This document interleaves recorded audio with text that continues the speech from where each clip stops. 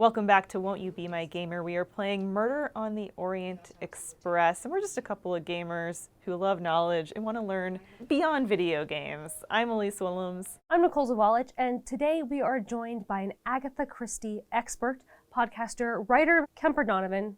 Tell us a little about yourself. That's right. I'm a podcaster. I have devoted all of my free time basically to Agatha Christie for the last 7.5 years and really enjoying playing this game with you. Are you? At least talking over you as you play. Okay. I'm enjoying playing this game. I see. So a couple things we know about this game that we've been sort of documenting on our little Agatha Christie bingo card that we compiled here.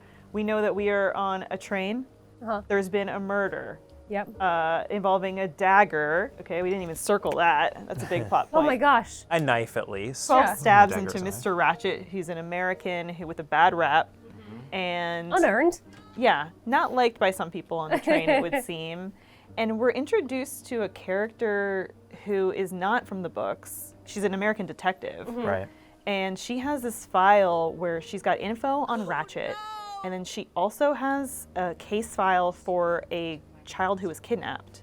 And this case we're seeing in the game is similar to what actually is in the book, right?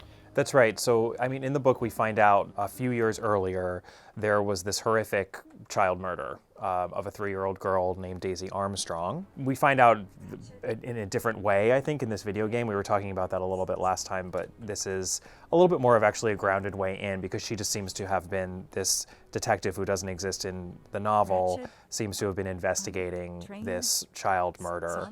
And the Daisy Armstrong case, at least as it plays out in the novel, is horrific because the child is taken. Her parents are the Armstrongs, Colonel Armstrong and Mrs. Armstrong. They're distraught, and it turns out that the child is killed. Mrs. Armstrong was with child at the time. She loses that baby. She dies, and then her husband kills himself. Wow, it's tragic. Very, very tragic. Yeah. And on top of that, there was a nursery maid in the book who had been questioned, and there was some suspicion surrounding her, and she was questioned multiple times. She was just sort of a nervous person, and she ends up throwing herself out of a window. Oh my gosh. And also killing herself as a result of just these investigations, even though she was entirely innocent. So she's yet another victim. Snowballing tragedy. Absolute snowballing From an tragedy, already yes. really, really tragic, horrific event. Yeah. And it seems like that's where the case in the game is going. Like, little girl was kidnapped, Daisy Armstrong. Yes. Right. She was killed by her perpetrator who still took the ransom, Yes. which I think is a big part of it too. And we should just mention that there is a real-world counterpart here, because this is one of the things that I think Murder on the Orient Express is most famous for. This is what everybody's been waiting for. this point. Okay, all you sickos watching. Because Agatha Christie actually did this. This wasn't a one-off. She actually incorporated true crime elements into her stories all the time. This is probably the most high-profile example of it, though. Anyone reading this story, especially when it was first published in 1934, would immediately think of the Lindbergh baby kidnapping when Daisy Armstrong comes up. And it's a famous enough true crime case that I think most people know about it even today, separate from Murder on the Orient Express. I've heard of it, but I don't know the details. Do they really mirror this as well? They very, very much mirror this. So basically, Charles Lindbergh Jr. he was a little bit younger. He was 20 months old at the time this happened. He was kidnapped on March 1st, 1932, and his body was discovered not far away from his home, I believe in the middle of May. After So the ransom was paid. after the ransom was paid, all sorts of crazy stuff happening in the real world case, which was just a huge case because Charles Lindbergh Jr.'s parents were Charles Lindbergh, the famous pilot. He flew in the Spirit of St. Louis, made the first solo continuous transatlantic flight. His wife was also actually a pilot as well. She flew with him. She would go on to become a very well-known writer. So just a huge celebrity sort of a family. This was their first child. There were federal kidnapping laws that actually came out of the Lindbergh case. That's how big it was. And I don't know if this is totally true, but it's a little bit apocryphal. People started using audio monitors for their children a lot more out of the Lindbergh baby kidnapping. Like the walkie-talkie type Yes, thing? they very much Interesting. proliferated. That's at least what people say. So, our murderer is left-handed. No, it is more difficult than that, is it not? As you say, Mr. Poirot, some of these other blows are just as obviously right-handed. To put a pause on the Lindbergh baby for a second, Sure. big stuff happening in the game. We're looking at the stab wounds on the body, and it would appear that some of them come from a right hand versus some coming from a left hand. Interesting. Yeah, and so the doctor thinks that maybe the body could have been moved, but no, I think that multiple people stabbed this man. At one point I was telling you how Christie likes to have two murderers sometimes as her solution, so that would seem to indicate that we're at least looking at a two-murderer two people. solution here. And playing around with who could be right-handed, left-handed is such a golden age of detective fiction thing to do. As kind of an aside, back then, a lot of people were forced to be right-handed. Yeah. Yes. So I don't even know if that would have the same impact. Maybe you were a forced ambidextrous person. Yep. In fact, my grandmother, who was born in Ireland, she was left-handed except for her writing, because she was forced to write with her right hand. yeah. Yeah, the sinister hand, they would call it. You your get left caned hand. if you use the other one. This is funny, because this is modern. They're asking who is a vape smoker. What is the best way to find out who is a vape smoker? There is a whole thing about who smokes a pipe. And this would be in the the modern novel. equivalent. I mean, This is Yes, the modern there's equivalent. also there's like a pipe cleaner Yeah. too, right? Yep. The one other detail I just want to mention from the Armstrong case, because you would think that the nursery maid killing herself by throwing herself out of a window was just this macabre detail that Agatha Christie made up. But unfortunately, there actually was, she was a serving maid or something like that, who lived within the household, and she was questioned 4 times because she just refused to answer certain questions about who she had gone out with that night, and ended up having nothing to do with anything, but she got herself into such a nervous state that she ate silver polish and died. Oh my gosh. wow. So that actually happened, that someone, as a result of overzealous questioning by the police in that case, ended up taking her own life. And That's was why you lawyer up. You lawyer up Yeah. as soon as possible. Oh, Yeah. yeah. Don't drink the silver polish. Don't drink Don't silver drink the silver polish.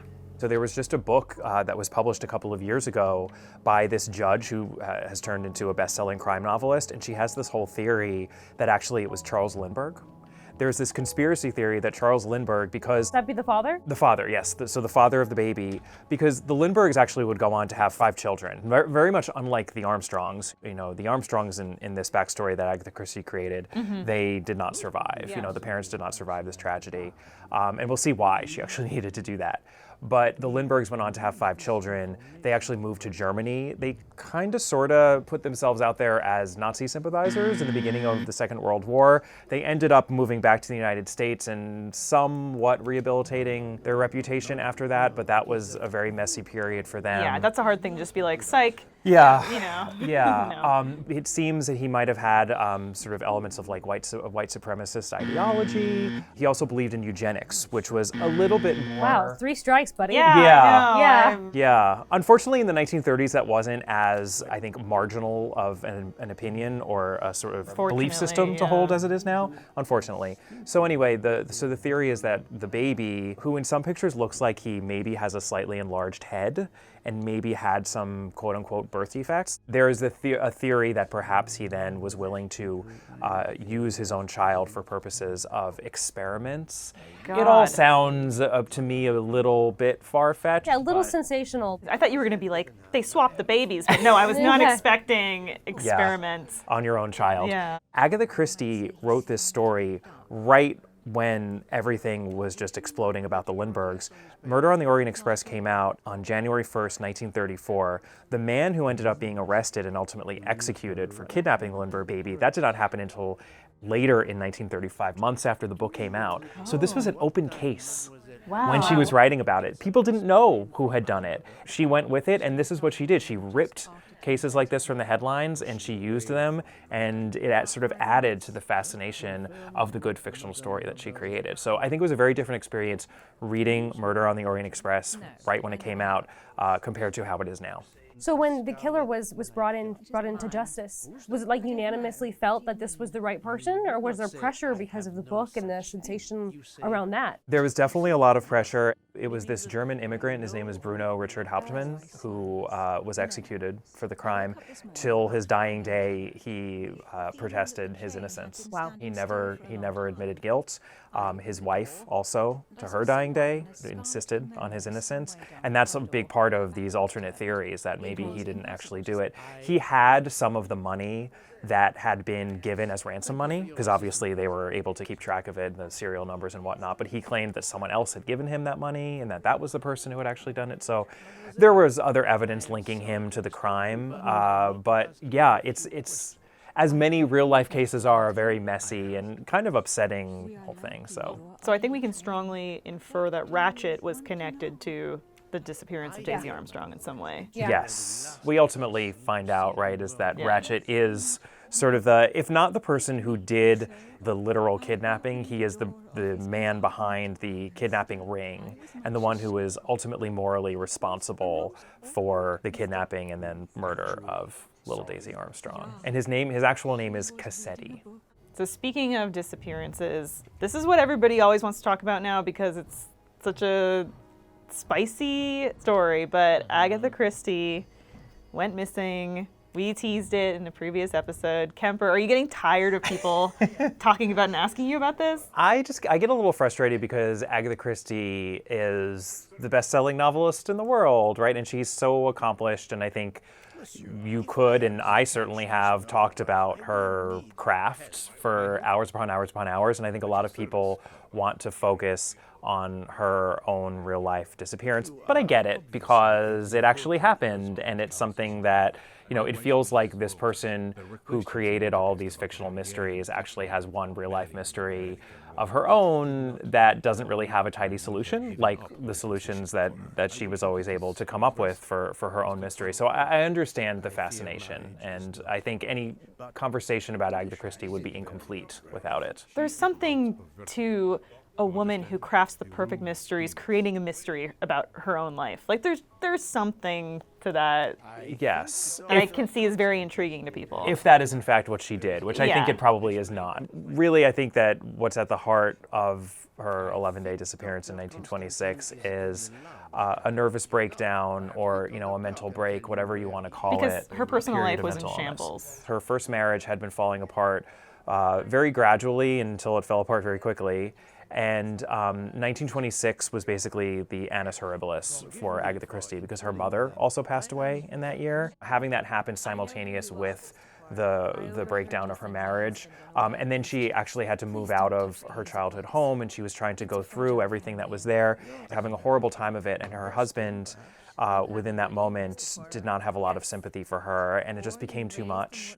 She left her young daughter at the time, who was in the care of, you know, professionals who they employed at the house. She was not in danger or anything, but she drove away and eventually found herself at this hotel all the way up in Yorkshire at the Harrogate Hydro, where she stayed under a name, the last name of which was the same last name as the woman who her husband had been having a relationship with, an extramarital relationship. So obviously on some level there was something conscious going on there, which is why I think it's hard for a lot of people to accept the idea that this was simply a breakdown, a fugue state, or whatever you want to call it. But I think it's complicated. They point to her using that name as, oh no, this was calculated, and This she was did this to calculated. twist the knife. She It was doing definitely this. adds a layer of intrigue. Yeah, no, I mean, the publicity, I think, horrified her, actually, because this was not the kind of publicity she wanted. And I think it also changed her relationship to the public in general. Oh. She was actually much more outgoing before the disappearance happened. And then Yeah. afterwards, she really receded in and had her own personal life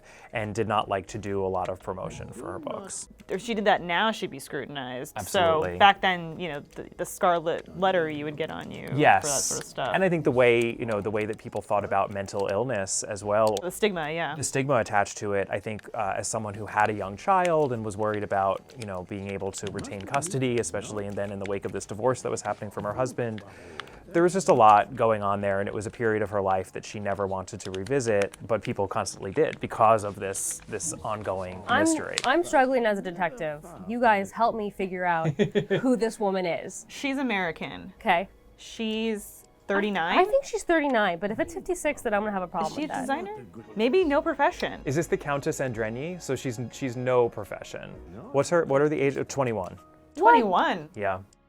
She just carries herself Okay. with, you know, an air of maturity. Okay. I would have never. I have some design notes. We brought up the handkerchief in episode 1. It has the Yes. H on it. Yes. And there's been a few guests with names with H. Yeah, so this is the Countess now. She's saying my first name is Elena, With an E. With an E. but Poirot doesn't seem to have accepted that, does Yeah. he? Back here. We went to bed around 10 o'clock. Who's I we? tried to sleep, but Her and She and her husband. So the Count Coincidence? Andrenyi is here as well. Another sleeping pill. Lots of sleeping pills on this train. No, did they hit? Flying. Was that something that was in Agatha Christie books? In Vogue? Yeah, was that Sleeping the hot? pills? Yeah. Sure. I mean, why not? We're talking about poisons and just sort of ingesting all sorts of, Maybe some light opium noxious before substances. dinner, you know? Yeah, the opium course. Oh, which of these sentences contains a lie? It couldn't be because of the shaking of the train. Well, The if you train was stopped, was it not? And you were Yes. asleep, were you not? Wow, I just like You did it. it's such a high to solve any kind of mystery of any Yeah, kind at any yeah. point, big or I small. told you that I took the sleeping pill much later. The Countess did not fall from my first attempt to She's like, confuse what's that? Yeah. Let's see her get out of this one. And due to snow. So We're gonna see a countess-shaped hole in the wall. You know, as she takes off, Like Looney Tunes. throws sleeping pills at him, and then she makes a break for it. I don't know, you're confusing me. My vertigo. Always the vertigo. vertigo. nonsense just because Poirot you're getting sick, you are aggressive hiding. here. Very aggressive. He's such such a collected man that I like when he gets a little bit of fire in him. Yeah. You know? This is, again, such a virile Poirot Yeah. here. This is not the Poirot I'm I'm used telling to you, seeing. if we don't see him run across the top of this train before the end Right. of it, I'm gonna be A upset. jump. We haven't mentioned the fact that there is another version of Murder on the Orient Express, a TV movie from 2001 starring Alfred Molina. And that too was actually brought into modern day. So there's all of this like early 21st century, really 1990s gadgetry in there. People have like Palm Pilots, and it's very, very goofy. Now, it did not age well It's at all. interesting because Alfred Molina, I think, also stars in this Canadian Yes, mystery the book. Louise Penny. The Louise Penny Inspector series. Gamache. Yes, he does. He does. That's very He's recent. doing the whole circuit. He's doing a lot in the mystery world. And he's our beloved Doc Ock. All right, so this is a new mystery. Okay. See, Nicole, you knocked it out of the park with this music box. Oh yeah, you opened it up. How'd you do it? How'd you open It it took up? about 7 hours, you guys. About Have we been 7 talking quite a that time long? lapse. And we're not done. We're not done. We're going back to the cheat, okay? Use the hints a little bit. That's fine. All of it. You know, this is just like when Poirot calls up Hastings and says, you know, I need your help. Get over here. Hastings, what are you doing? You bum, you know? I actually always wished that there was Hastings in Murder on the Orient Express.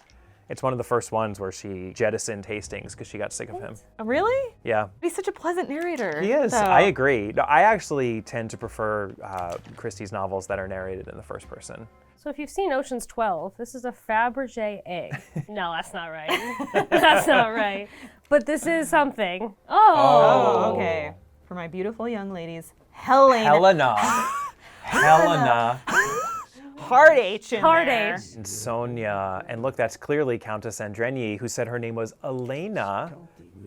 Back to our bubble word there. Liars. There we go. gotta circle it again. Let me just underline that. Liars. They're liars. He's like, I do not have a room on this train. I am sleeping everywhere. Yeah. And I've broken into everyone's rooms. Yes. You're not I special. take a 15-minute nap and I move on. I check your luggage and crack any passwords you have. Yeah. I am Helena Goldenberg, the sister of Sonia Armstrong, and Daisy was my niece. The music box is a gift from my sister's godmother, a very close Truth coming out here. Elena says that Daisy was her niece. Oh.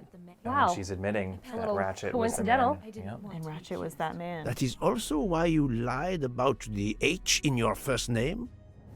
Ooh, Oh, I know what this puzzle. is. Okay, Talk to knowledge us. of Russian To translate this engraving. Looks That like looks an like an H. And that That kind of looks looks like that- an yeah. A. Looks about Yep. right. And it's like a, Maybe Go a down T. to a T. Yep. the upside down. A. Go to an L. Yeah, there you go. I. Mon Dieu. Natalia. With an H in Cyrillic. Got him. So this is not the only Agatha Christie story where Cyrillic is used like that. There's also a short story called The Double Clue. She does the same thing.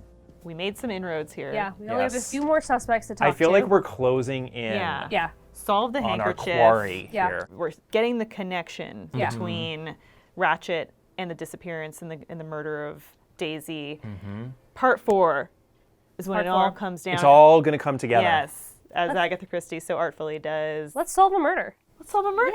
Yeah, Right? Yeah. I think we're ready. Come solve a murder with us in the next episode of Won't You Be My Gamer, and make sure you like and subscribe this video. Thank you so much, Kemper, for joining us. Where can people find you? People can find my podcast, All About Agatha, wherever you listen to podcasts, and you can find my book, The Busybody, my debut mystery novel, wherever you buy books. I'm Elise Willems. I'm Nicole Zavalich, and thanks for joining us.